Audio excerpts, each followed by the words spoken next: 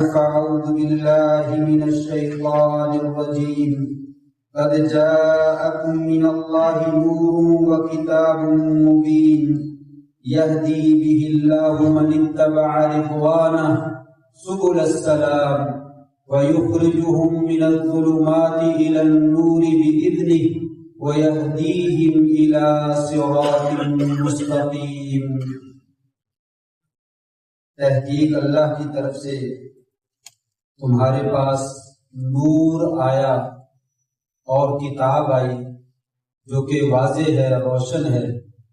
اللہ اس کے ذریعے سے ہدایت دیتا ہے، جو آدمی اس کی رضامندی کی پیروی کرتا ہے یا اس کی رضامندی کے لیے پیروی کرتا ہے اور سیدھے راستے پہ چلتا ہے۔ اس کے ذریعے سے اللہ تبارک و تعالی لوگوں کو اندھیروں سے روشنیوں کی طرف منتقل کر دیتے ہیں اپنے حکم کے ساتھ، اور سیدھے راستے کی ہدایت دیتے ہیں۔ حضرات گرامی قدر، معزز سامعین، معزز سامعات، بزرگوں، دوستوں، بھائیوں اور معززات ماؤں، بہنوں اور بیٹیوں، پچھلے خطبہ جمعۃ المبارک میں فتنوں کے بارے میں نے چند گزارشات آپ کے سامنے رکھی تھی کہ یہ فتنوں کا زمانہ ہے، اور آپ صلی اللہ علیہ وسلم نے جو پیشین گوئیاں فرمائی تھی وہ حرف بحرف جو ہے وہ پوری ہوتی ثابت ہو رہی ہیں۔ آپ نے فرمایا تھا میں تمہارے گھروں میں فتنوں کو گرتے ہوئے ایسے دیکھ رہا ہوں جیسے بارش کے قطرے گرتے ہیں، اور آپ نے فرمایا تھا قیامت قائم نہیں ہوگی جب تک علم نہ اٹھ جائے اور زلزلے زیادہ نہ ہو جائیں اور فتنے زیادہ نہ ہو جائیں، مال زیادہ نہ ہو جائے اور قتل زیادہ نہ ہو جائے، زمانہ قریب نہ ہو جائے۔ یہ بھی وہ نشانیاں ہیں جو پوری ہو رہی ہیں اور پوری ہوتی چلی جا رہی ہیں۔ اور پھر میں نے ذکر کیا کہ ان فتنوں سے بچنے کا ذریعہ کیا ہے۔ اس سلسلے میں دو باتیں میں نے ذکر کی تھی۔ نمبر ایک، ایمان باللہ کو مضبوطی سے تھام لیا جائے۔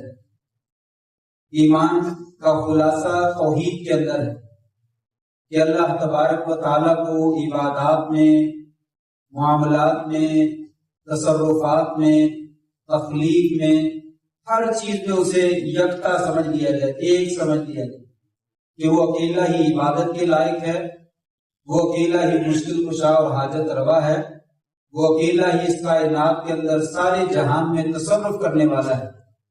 جو کچھ ہے اسی کا ہے اور اس کے ساتھ کوئی اس کا شریک نہیں ہے اور اس کی برابری کرنے والا نہیں۔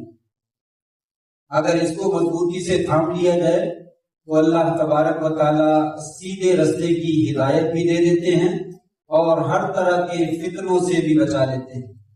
ما اصاب من مصیبت الا باذن اللہ ومن یؤمن باللہ یہدی قلبہ۔ جو مصیبت آتی ہے اللہ کے حکم سے آتی ہے، جو فتنہ آتا ہے اللہ کے حکم سے آتا ہے۔ جو انسان اللہ پر ایمان لے آتا ہے اللہ اسے سیدھا راستہ جو ہے وہ دکھا دیتا ہے۔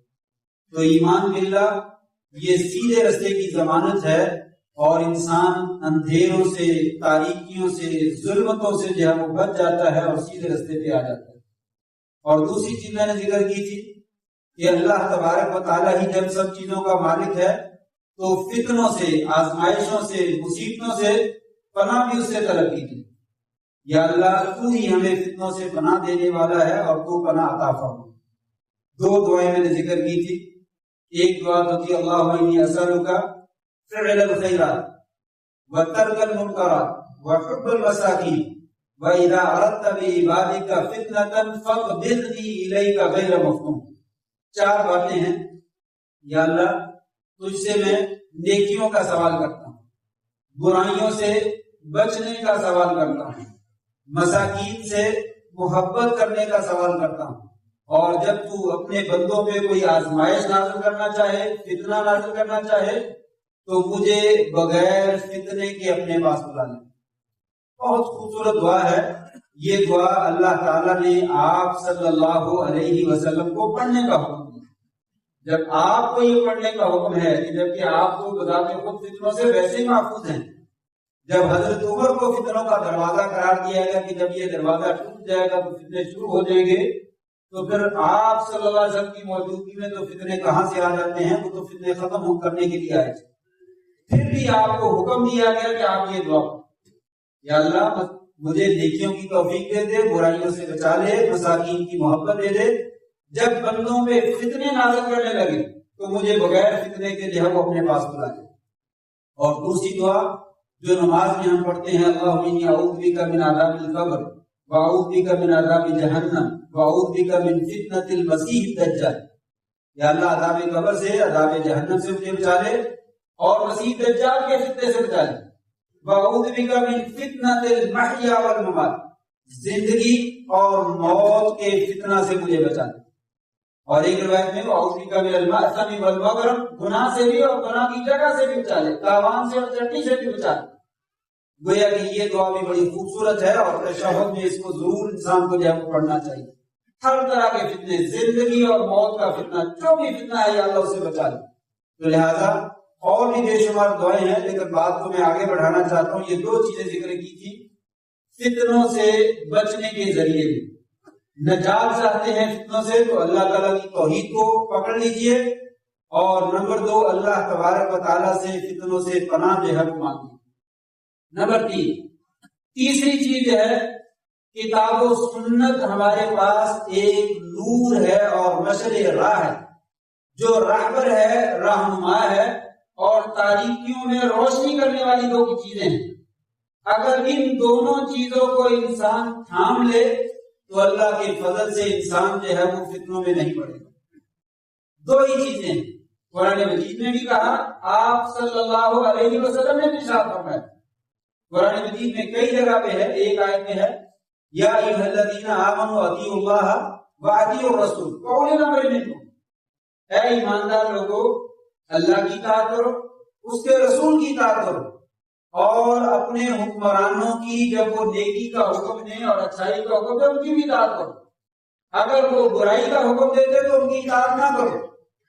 فَإِن تَنَازَعْتُمْ فِي شَيْءٍ، اگر تمہارا کسی چیز میں جھگڑا ہو جائے، اختلاف پڑ جائے، تم فتنے میں مبتلا ہونے لگو، فَرُدُّوهُ إِلَى اللَّهِ وَالرَّسُولِ، تو اللہ اور اس کے رسول کی طرف پلٹا دو، کتاب اللہ کی طرف رجوع کرو، سنت رسول کی طرف رجوع کرو۔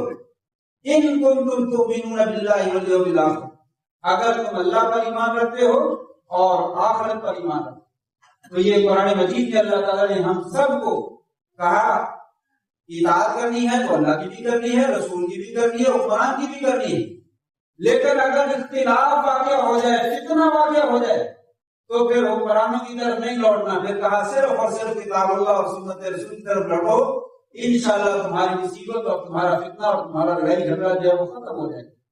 آج امت فرقوں کا شکار، انتشار کا شکار، بکھری ہوئی، منتشر، جدا جدا لڑائیوں اور جھگڑوں میں پڑی ہوئی ہے۔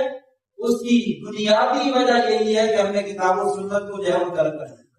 ادھر کی بات لے لو، ادھر کی بات لے لو، وہاں کی بات لے لو، کتاب و سنت میں کیا ہے اسے چھوڑ دو، اس کی طرف کوئی بھی آنے کے لیے تیار نہیں ہے۔ اگر گھر میں کہیں فتنہ شروع ہو جاتا ہے، مسئلے پہ بات شروع ہو جاتی ہے، ہم باپ دادا کا بھی چھوڑ دیں، تو نے نئی بات ہی شروع کر دیا۔ ہمارے جو باپ دادا یہ برسوں سے کرتے چلے آ رہے ہیں، آج تمہیں ابھی کہاں سے لے آیا؟ کہا فَرُدُّوهُ إِلَى اللَّهِ وَالرَّسُولِ، دونوں بولو ایک دوسرے سے، لاؤ تمہارے پاس کوئی دلیل ہے کتاب اللہ سے لے آؤ، سنت رسول سے لے آؤ، اگر تمہاری دلیل ٹھیک ہے تو میں ماننے کے لیے تیار ہوں، اگر تمہارے پاس نہیں ہے میں لے کے آتا ہوں، تم مان لو۔ لیکن اس طرف جو ہے وہ کوئی بھی آنے کے لیے تیار نہیں ہوتا، جس کی وجہ سے خاندانوں میں، جماعتوں میں، فرقوں میں امت جو ہے وہ بڑھ جاتی ہے اور انتشار جو ہے وہ پیدا ہو جاتا ہے اور فتنہ پیدا ہو جاتا ہے۔ آج بہت بڑا فتنہ اسی وجہ سے ہے کہ کتاب و سنت سے دوری ہے، اور یہ بات نبی کریم صلی اللہ علیہ وسلم نے حدیث میں بھی فرمائی، علیکم بسنتی وسنت الخلفاء الراشدین، لوگوں میرے طریقے کو اور میرے خلفاء کے طریقے کو پکڑ لینا، عضوا علیہا بالنواجذ، داڑھوں کے ساتھ مضبوطی سے پکڑ لینا، چھوٹنے نہ پائے۔ اور ترکت فیکم امرین لن تضلوا ما تمسکتم بہما کتاب اللہ و سنت، دو چیزیں چھوڑ کر جا رہا ہوں، جب تک تم ان کو تھامے رکھو گے اللہ کے فضل سے کبھی گمراہ نہیں ہو۔ وَلَن يَتَفَرَّقَا، یہ دونوں کتاب و سنت، اللہ کی کتاب اور سنت رسول، یہ دونوں جدا نہیں ہوں گے، قیامت تک علیحدہ نہیں ہوں گے، یہ اکٹھی رہیں گی، حتیٰ یہاں تک کہ یرد علی الحوض، یہ دونوں چیزیں جو ہے وہ میرے اوپر جو ہے وہ حوض پہ بارت، میرے سامنے حوض کوثر پہ ان کو لایا جائے گا اکٹھے، اس وقت تک یہ دونوں چیزیں جدا نہیں ہوں گی۔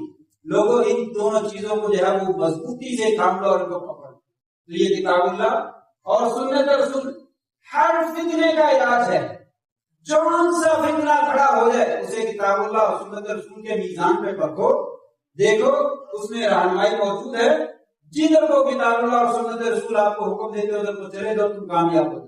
اگر اس کو چھوڑ دو گے تو گمراہ ہوگا، راہ راست سے ہٹ جاؤ گے، بھٹک جاؤ گے، اور امت جو ہے وہ فتنوں کا، مصیبتوں کا، پریشانیوں کا جو ہے وہ شکار ہو جائے گی، جیسا کہ آج ہوا جا رہا ہے۔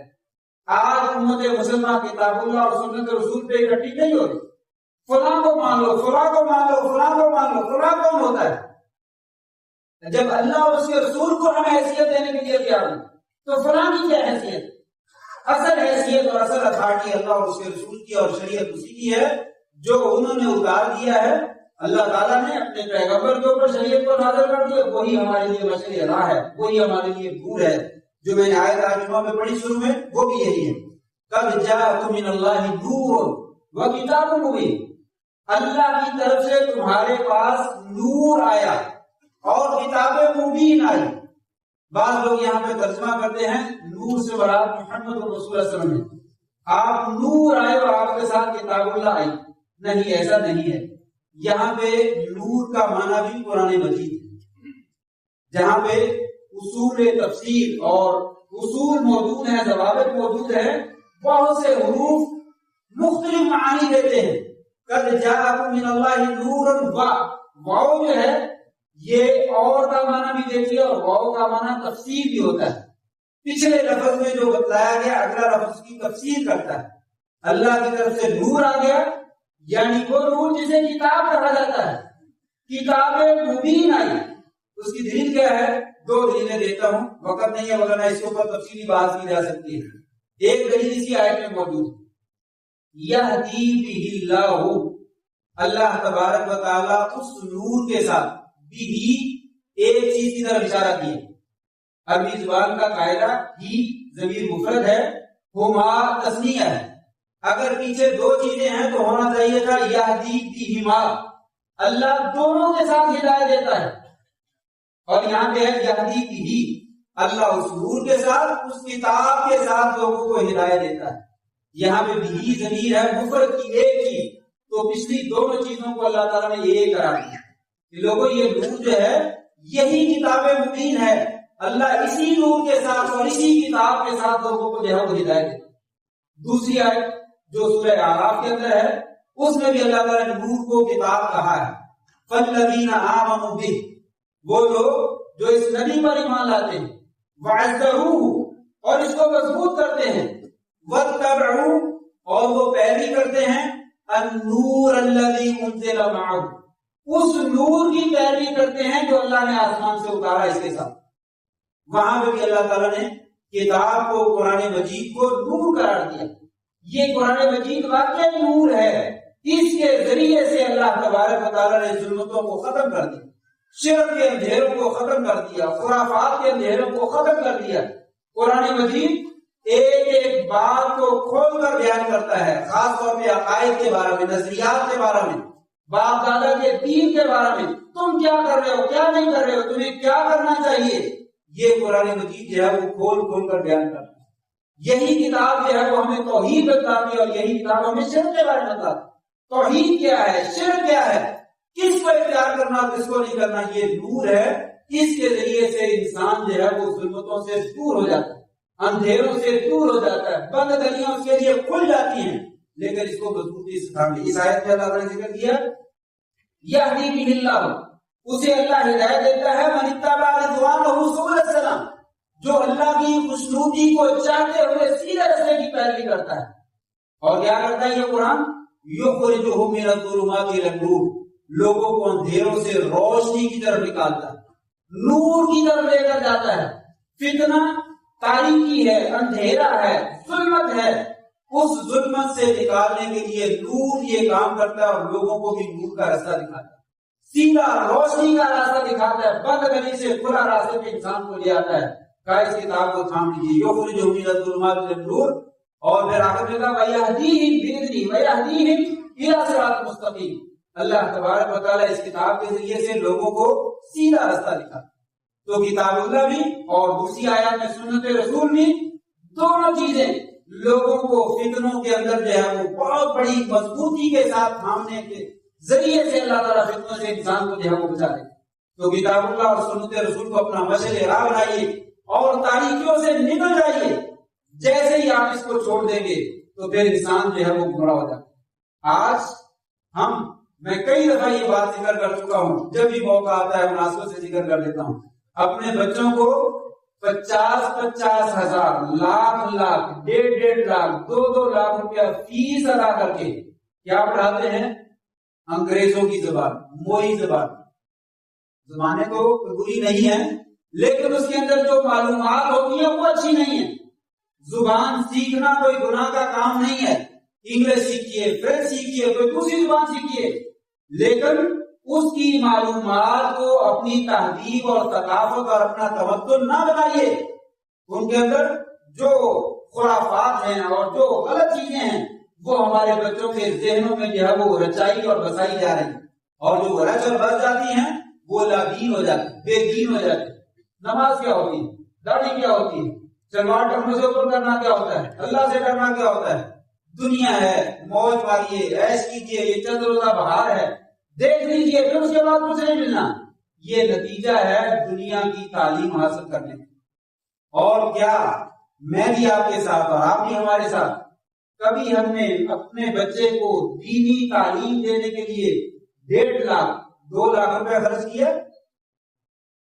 میرے بچے کو دین سکھاؤ، قرآن سکھاؤ، اصل دین یہ ہے، اصل یہی ظلمتوں سے نکلنے کا راستہ ہے۔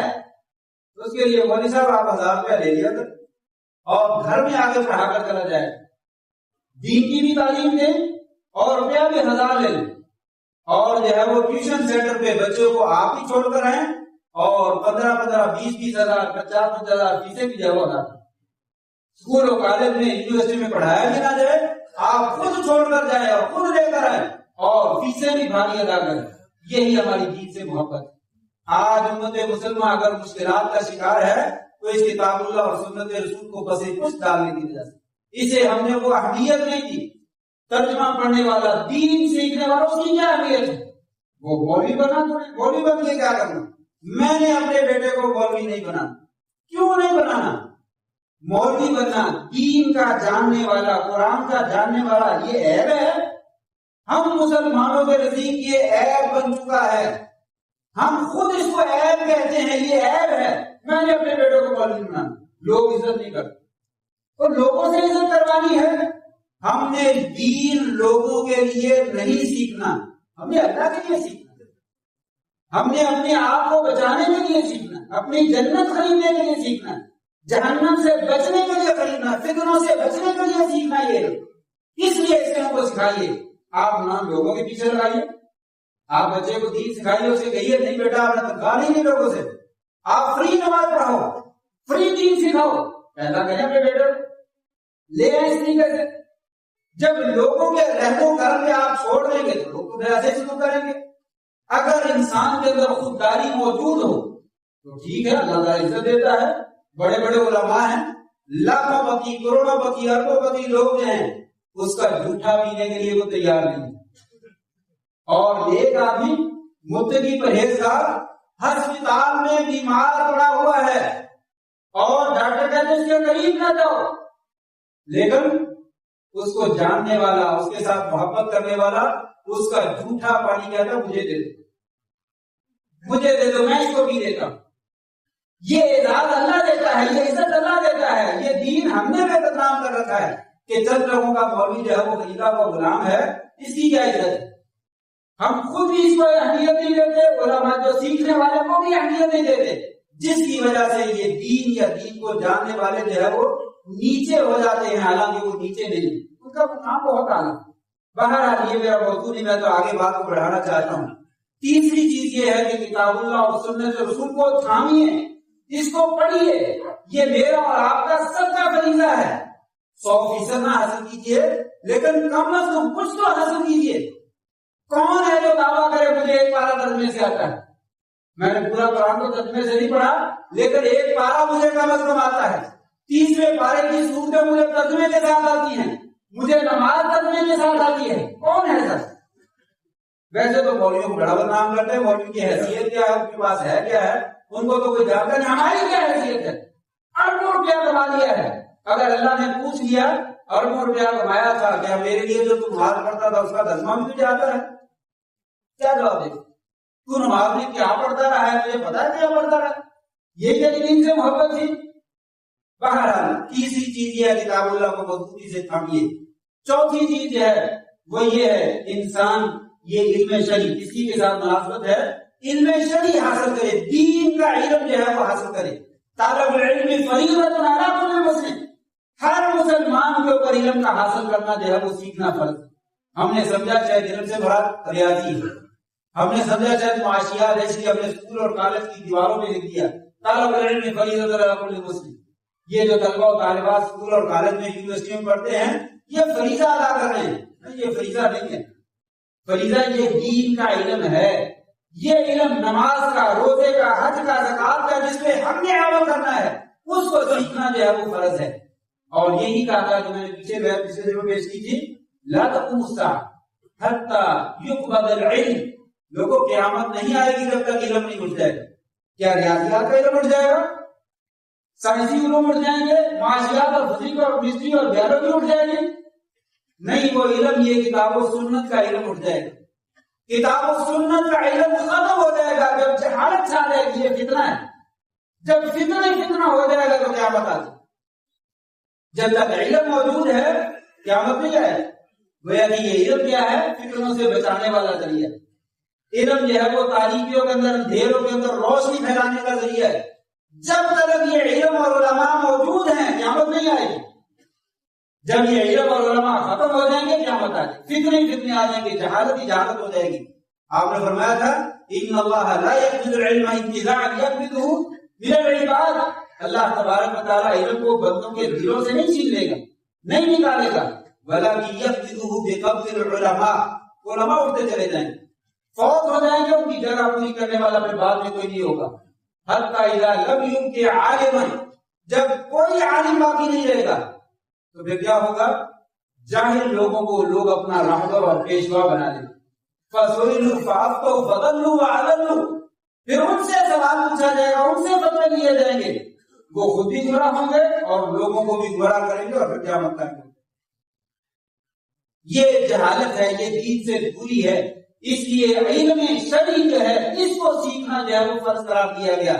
دنیا سیکھیے لیکن ساتھ میں یہ بھی سیکھیے۔ ہمیں علماء کو، طلباء کو، مدرسے کے طلباء کو سب کہتے ہیں یار آپ اسکول کیوں نہیں پڑھتے، آپ کالج کیوں نہیں پڑھتے؟ ہم یہ کہتے ہیں آپ اپنے بچوں کو دین کیوں نہیں پڑھاتے؟ ہمارے بچے تو پھر بھی مدرسے میں کوئی matric, F A, B A, M Phil کر لیتے ہیں، کچھ نہ کچھ، سارے نہیں کرتے۔ آپ اپنے بچوں کو دین کیوں نہیں پڑھاتے؟ قرآن نہیں پڑھا سکتے؟ جو کالج اور یونیورسٹی میں پڑھنے والا بچہ ہے وہ اپنے بچے کو قرآن نہیں پڑھا سکتا، ترجمہ نہیں پڑھا سکتا، باقی ان کو بہت دکھ کی بات، جو کہ اس کا ہمارے ساتھ تعلق نہیں، اس کا دین کے ساتھ تعلق ہے۔ اس لیے یہ دین کی تعلیم جو ہے وہ ضروری ہے، یہ سیکھنا اور سکھانا چاہیے۔ اگر فتنوں سے بچنا چاہتے ہیں، اگر فتنوں سے بچنا چاہتے ہیں تو یہ دینی علم جو ہے اندھیرے راتوں میں روشنی کا کام دینے والا، یہ انسان کو فتنوں سے بچاتا ہے، انسان کو بتاتا ہے یہ راستہ غلط ہے، یہ راستہ صحیح، اس کو چھوڑ دو، ڈلا کے دو۔ 4 چیزیں۔ نمبر 5، 5ویں چیز جو ہے وہ ہے تقوی، اللہ کا تقوی اختیار کرنا، اللہ کا ڈر اختیار کرنا، یہ فتنوں سے بچاتا ہے۔ انسان ہمیشہ فتنوں سے اس وقت پڑتا ہے جب اس کے دل میں اللہ کا ڈر نہیں ہوتا، اللہ کا خوف نہیں ہوتا۔ اگر تقوی پیدا ہو جائے کہ گناہ سے بچنا ہے اور نیکی کا کام کرنا ہے اتنی سی بھی برائی نہیں کرنی اور اتنی سی نیکی بھی نہیں چھوڑنی، یہی تقویٰ ہے۔ کئی دفعہ ذکر کیا کہ خاردار جھاڑیوں سے اپنے کپڑوں کو سمیٹ کر گزر جانا، جیسے انسان اپنے دامن کو وہاں پہ بچا لیتا ہے، اسی طرح اپنے دامن کو گناہوں سے بچا لینا یہ تقویٰ۔ کیا ہمارے دلوں میں، میں بھی آپ کے ساتھ، تقویٰ موجود ہے؟ ہم گناہوں سے اسی طرح دامن بچا کر گزرتے ہیں جیسے خاردار جھاڑیوں سے اپنے دامن کو بچا کر گزرتے؟ نہیں، ایسا نہیں ہے۔ تولنے والا ڈنڈی مارتا ہے، یہ تقویٰ کے منافی۔ ملاوٹ کرنے والا ڈنڈی مارتا ہے، تقویٰ کے منافی ہے۔ غلط بات کہنے والا اللہ کا ڈر نہیں ہے، تقویٰ کے منافی ہے۔ گھر کی جائیداد تقسیم کرنے کے لیے ناجائز کسی کے حصے پہ قبضہ کرتا ہے، ڈنڈی مارتا ہے اور تقویٰ کے منافی ہے۔ والد کے ساتھ بدتمیزی سے بات کرتا ہے، تقویٰ کے منافی ہے۔ اولاد پہ، بیوی پہ ظلم کرتا ہے تو تقویٰ کے منافی ہے۔ یہ تقویٰ ہے۔ اگر یہ تقویٰ دلوں میں آ جائے تو انسان تمام فتنوں سے بچ جاتا ہے۔ مال بھی فتنہ ہے، عورت بھی فتنہ ہے، اولاد بھی فتنہ ہے، اور دنیا کے ساتھ معاملات یہ بھی فتنے ہیں۔ اگر تقویٰ موجود ہے تو اللہ کے فضل سے یہ تمام چیزیں، سد رستے جو ہے وہ سیدھے ہوتے چلے جاتے ہیں، انسان آگے بڑھتا ہے۔ لیکن جب دل میں اللہ کا ڈر اور اللہ کا خوف نہیں ہوتا تو پھر انسان مصیبتوں میں پڑ جاتا ہے۔ تھوڑا سا مال کی خاطر، تھوڑی سی عزت کی خاطر، تھوڑی سی آنا کی خاطر انسان کسی پر ظلم اور زیادتی کرتا اور اللہ سے نہیں ڈرتا ہے، انسان فکروں میں پڑ جاتا ہے اور پھر اسے راہ راست اور سیدھا رستہ جو ہے وہ دکھائی نہیں دیتا۔ اس لیے حکم دیا گیا کہ لوگوں تقویٰ کو جو ہے وہ اختیار کرو، سیدھے رستے کو جو ہے وہ اختیار کرو۔ نمبر 5۔ نمبر 6، چھٹے نمبر پر لوگوں اسی طریقے سے امر بالمعروف اور نہی عن المنکر کا فریضہ ہے۔ فتنوں میں امر بالمعروف اور نہی عن المنکر کا فریضہ ادا کرو۔ اگر تم نیکی کا حکم نہیں دو گے، برائی سے نہیں روکو گے، فتنوں میں پڑ جاؤ۔ اگر نیکی کا حکم نہیں دو گے، برائی سے نہیں روکو گے تو تباہ ہو جاؤ گے۔ میں نے کئی دفعہ یہ حدیث بیان کی، آپ نے فرمایا لمبی حدیث ہے، صرف ترجمے پیش کیے دیتا مفہوم کہ 2 گروہ کشتی میں سوار ہو گئے۔ کشتی کے 2 پورشن، ایک اوپر چلا گیا، ایک نیچے چلا گیا۔ نیچے والے کو جب پانی کی ضرورت ہوتی ہے تو اوپر جاتے ہیں، اوپر سے جا کر پانی بھرتے ہیں۔ سمندر سے پانی لینا ہے تو اوپر سے باہر سے لینا پڑے گا، نیچے تو کھڑکی اور روشن دان نہیں ہے کوئی۔ اوپر جاتے ہیں تو اوپر والے کہتے تو اوپر کیا لے جاتے ہو، ہمیں بار بار تم ڈسٹرب کرتے ہو، اوپر نہ آیا کرو۔ نیچے والے کہتے ہیں چلو ٹھیک ہے، آپ کو تکلیف ہوگی، ہم نہیں آتے، ہم نیچے سے سوراخ کر لیتے ہیں تاکہ نیچے سے پانی لے لیں۔ آپ نے فرمایا اگر وہ سوراخ کرنا شروع کر دیں اور اوپر والے کہے جہاں کچھ لگا ہے لگا رہنے دو، کسی کو چھیڑو نہیں اور اپنا مذہب چھوڑو نہیں، تو یہ دونوں گروہ جو ہے وہ تباہ برباد، دونوں ہی تباہ ہو جائیں گے۔ نیچے والے بھی اور اوپر والے بھی، پانی کشتی میں آئے گا، دونوں غرق ہو جائیں گے۔ یہ فتنہ ہے۔ جب وہ برائی کے کام سے، غلط کام سے لوگوں کو نہیں روکیں گے تباہ ہو جائیں گے۔ فرمایا اگر آئیں اوپر والے نہ، یہ سوراخ نہ کرنا، رک جاؤ، پیچھے ہٹ جاؤ، ہاتھوں کو پیچھے کھینچ لے زبردستی، آؤ پانی اوپر سے لے لو، ہم تمہاری تکلیف برداشت کر لیں گے۔ دونوں بچ جائیں گے، نہ جاؤ آن جاؤ، خود بھی بچ جائیں گے، دوسروں کو بھی بچا لیں گے۔ یہی مثال آپ نے فرمایا نیکی کا حکم دینے والے اور برائی سے روکنے والے کی ہے۔ اگر ہمارے سامنے ہماری اولاد، ہماری بیوی، ہمارے بہن بھائی، دوست، احباب، محلے والے، ہمارے قریب غلط کام کرتے ہیں اور ہم کہتے ہیں چھوڑو جہاں سے لگا رہے تو میری ذمہ داری، فرمایا فتنوں میں پڑ جاؤ، فتنوں میں پڑ جاؤ گے، وہ بھی تباہ ہو جائیں گے، تم بھی تباہ ہو جائے گے۔ اور اگر روک لو گے تو تم بھی نجات پا جاؤ گے، وہ بھی نجات پا جائے گے۔ اس لیے امر بالمعروف اور نہی عن المنکر کا فریضہ ادا کرنا جو ہے وہ بہت ضروری ہے۔ بات کو سمیٹوں، 6 چیزیں، اور نمبر 7 نمبر پہ چیز ہے کتاب اللہ میں اللہ تبارک و تعالیٰ نے کچھ آیات کو محکم قرار دیا۔ والذی انزل علیک الکتاب منہ آیات محکمات، اللہ ہی وہ ذات ہے جس نے کتاب اللہ کو نازل کیا، اس میں سے کچھ آیتیں محکم ہیں۔ محکم مطلب مضبوط، پختہ، صحیح، جس میں کوئی شک نہیں ہے، یعنی معنی کے اندر آیات تو ساری محکم ہیں، جس کے معنی میں کوئی شک نہیں، معنی بالکل واضح ہے۔ فرمایا یہ محکم آیتیں ہیں، وَأُخَرُ مُتَشَابِهَاتٌ، اور کچھ دوسری آیتیں جو ہے وہ کیا ہے، متشابہ۔ متشابہ کا معنی جن کا معنی واضح نہیں ہے، جن کے 2 معنی ہیں 3 معنی ہیں، لیکن کون سا معنی مراد لینا ہے پتہ نہیں چل رہا، یا معنی ہے ہی نہیں، معنی سمجھ میں نہیں آ رہا۔ فرمایا فَأَمَّا الَّذِينَ فِي قُلُوبِهِمْ زَيْغٌ فَيَتَّبِعُونَ مَا تَشَابَهَ مِنْهُ ابْتِغَاءَ الْفِتْنَةِ، جن لوگوں کے دلوں میں ٹیڑھ پن اور کمی ہوتی ہے وہ قرآن مجید کی متشابہ آیات جو ہے ان کے پیچھے لگتے ہیں تاکہ فتنہ تلاش کریں۔ جو فتنے والی آیات ہیں متشابہ، جن کا حکم واضح نہیں ہے، اللہ نے دونوں آیتیں اللہ اپنی حکمت سے نازل کی ہیں لوگوں کا امتحان لینے کے لیے۔ یہی کتاب اللہ بہت سارے لوگوں کو ہدایت دیتی ہے، اور یہی اللہ کی کتاب بہت سارے لوگوں کو گمراہ کر دیتی ہے۔ ان اللہ یرفع بہذا الکتاب اقواما ویضع بہ آخرین، اسی کے ذریعے سے اللہ بہت بلندیوں کے لوگوں کو لے جاتا ہے اور اسی کے ذریعے سے بہت سارے لوگوں کو پست کر دیتا ہے، نیچے گرا دیتا ہے۔ تو لوگ جن کے دلوں میں ٹیڑھ پن ہے وہ متشابہ آیا ان کی پیروی کرتے ہیں۔ ہم الذین فی قلوبہم زیغ فیتبعون ما تشابہ منہ ابتغاء الفتنہ وما یعلم تأویلہ الا اللہ والراسخون فی العلم یقولون آمنا بہ، اس کی تعبیر اس کی تفسیر اللہ کے سوا کوئی نہیں جانتا۔ 2 ترجمے شاید کیے گئے، اس کی تفسیر اللہ کے سوا کوئی نہیں جانتا اور پختہ علم والے بھی جانتے ہیں، اور پختہ علم والے بھی جانتے ہیں، اور وہ کہتے ہیں ہم اللہ پر ایمان لاتے۔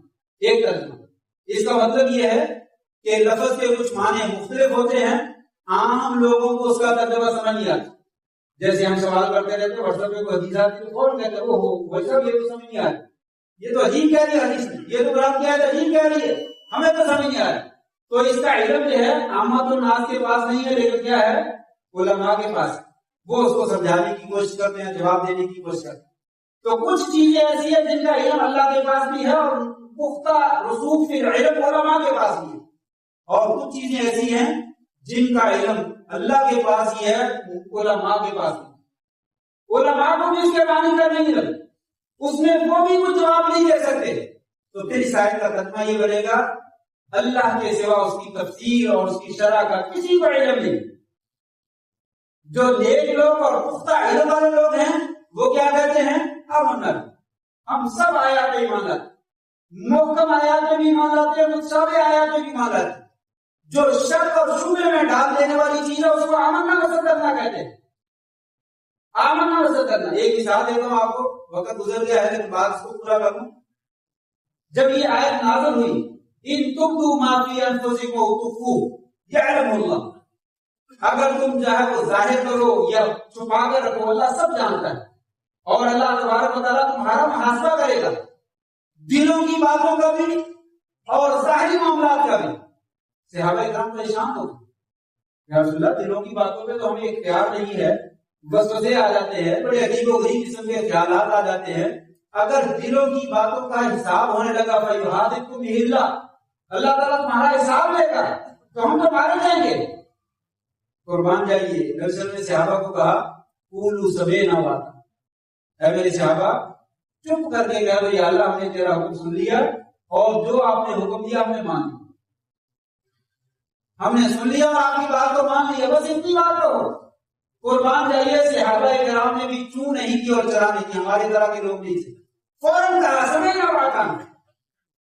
جیسے یہ لفظ ادا کیے اللہ کے فیصلے پہ راضی ہو گئے، اللہ نے ساتھ ہی آیت نازل کر دی لا یکلف اللہ نفسا الا وسعها لها ما کسبت وعلیہا ما اکتسبت۔ ساری آیات نازل کر دی، اللہ تعالیٰ کسی انسان کو ایسی چیز کا مکلف نہیں بناتا جس کی اندر طاقت نہیں ہوتی، جو انسان کی طاقت میں ہے اسی کا مکلف بناتا، اسی کا حساب ہوگا، دوسری کا حساب نہیں ہوگا۔ پھر آگے آیت معافی والی آیت ہے کہ اللہ نے معاف کر دیا، دلوں کی باتوں کو اللہ نے معاف کر دیا۔ گویا کہ اصل حکم یہی ہے کہ بات سمجھ میں آ جائے تب بھی ہم مانتے، نہیں سمجھ میں آتی تب بھی مانتے ہیں۔ یہ ہے مومن لوگوں کا نظریہ، وہ محکم آیتوں کی پیروی کرتے ہیں اور متشابہ آیات جو ہیں وہ آمنا وصدقنا کہہ دیتے ہیں۔ مثلا ایک مثال، قدر کے تقدیر کے مسائل یہ سمجھ نہیں آتے۔ تقدیر کے مسائل کیا ہیں یہ سمجھ نہیں آتے، اکثر لوگوں کو سمجھ نہیں آتے، اور اس میں پھر بحث مباحثہ کرتے ہیں، میری قسمت میں لکھا ہے نماز نہیں پڑھنی، لکھا ہے میں نہیں پڑھتا، آپ کو کیا اعتراض ہے؟ اس طرح کی باتیں کر کے اس کے جوابات میں کئی دفعہ دے چکوں سے بھی یہاں بتلانا یہ ہے کہ یہ متشابہ مسائل جن کے معنی کا کچھ علم علماء کے پاس موجود ہے اور کلی علم وہ ان کے پاس بھی نہیں ہے. حروف مقطعات الف لام میم الف لام را ان کا علم اللہ کے سوا کسی کے پاس. کچھ لوگوں نے ایسے اپنی طرف سے تفسیریں کی ہیں ان کی کوئی حیثیت نہیں ہے. نون سے مراد وہ مچھلی جو ساری زمین کو جو ہے وہ کھائی ہوئی ہے, اپنی طرف سے ساری تفسیریں کرتی ہیں. تو یہ تفسیریں جو ہے وہ درست نہیں ہیں, ان کے معنی اللہ کے علاوہ کسی کو معلوم نہیں. تو یہ ہمارا موقف ہونا چاہیے آمنا. جب لوگوں کو علم نہیں ہوتا پھر اس میں اپنی مرضی کی تفسیر کر کے لوگوں کو بتلاتے ہیں تو فتنہ پیدا, اس میں لڑائی اور جھگڑے پیدا ہوتے ہیں. آئے تو اپنی مرضی سے منع کرنا, تحریف کر لینا, اس کا معنی یہ بنتا ہے آپ لوگ بتا دیں گے لوگوں کو. ایسا نہیں ہے. جس کا معنی اللہ اس کے رسول نے نہیں بتایا وہاں پہ خاموش ہو جاؤ, آمنا کو کرنا کہہ دو. یہ فتنوں سے بچنے کا بہترین ذریعہ ہے. اگر آپ ہر طرح کی آیتوں میں اور ہر طرح کی احادیث کے اندر اپنی مانی کرنا شروع کریں گے تو فتنوں کے اندر جو ہے وہ مبتلا ہو جائیں گے. باتیں تو بہت ساری تھی لیکن اسی میں اکتفا کرتا ہوں. اللہ سے دعا ہے اللہ تبارک تعالی ہمیں ہر طرح کے فتنے سے جو ہے وہ محفوظ فرمائے. اللهم انا نعوذ بك من الفتن ما ظهر منها وما بطن. سبحان ربك رب العزة عما يصفون وسلام على المرسلين والحمد لله رب العالمين.